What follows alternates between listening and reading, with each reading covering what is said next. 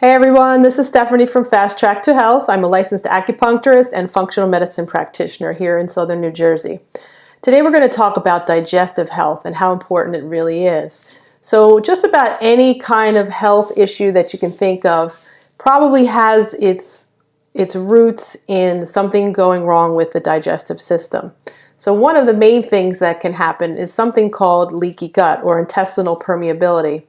So the lining of the small intestine is very, very thin. It's only one cell thick.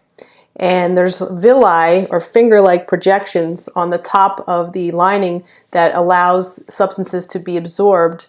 But sometimes what happens is the lining becomes permeable and particles can pass through that aren't supposed to pass through.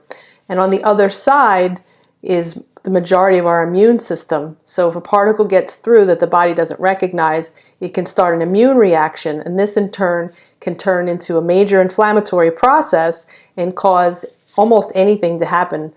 Such serious things like autoimmune disease, but it could be anything else too, like skin problems, headaches, anxiety, depression. There's many, many things that can happen because of this leaky gut happening in the body. And it's not limited to just food particles that can do this. Other toxic substances can cause the gut to become permeable as well. And also very important to know is stress. Stress is also a big contributor to leaky gut. So the first thing you need to do is start to heal the leaky gut. So there are a few things that you can do. It is also important to know if you actually have one. Now, some practitioners run tests for this and some people don't. They just start a leaky gut program. But it's probably best for you to work with a practitioner on this to make sure you're getting the right information. So eating non-inflammatory foods is the first step. So you're taking out foods that normally can do damage to the gut lining. So it's kind of hard to say exactly how long you would need to remove them. It's going to vary from person to person. But removing the problematic foods is the first step. Foods such as gluten and other types of grains, possibly dairy products, caffeine, alcohol, sugar. These type of inflammatory foods are one of the main things that you first have to remove so that the lining has a chance to repair itself. Luckily, the body can repair itself, and the lining does repair itself every couple of days if you give it a chance. Okay, so another thing you can do is eat foods that are rich in materials that will help repair the lining. One great thing that you can eat is bone broth. Bone broth has a lot of amino acids in it that help heal the lining of the small intestine. Fermented foods are also great. Fermented foods contain the beneficial bacteria.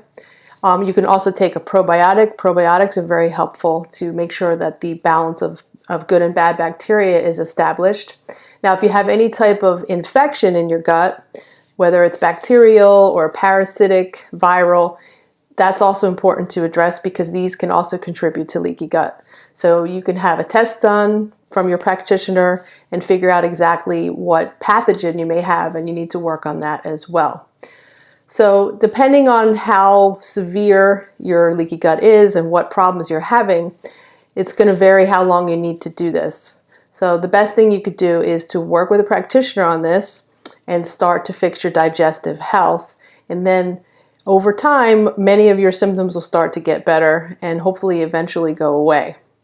So thank you for listening. I hope this made sense. And if you have any questions or concerns, please leave them in the comments below. And I will see you in the next video. Thanks.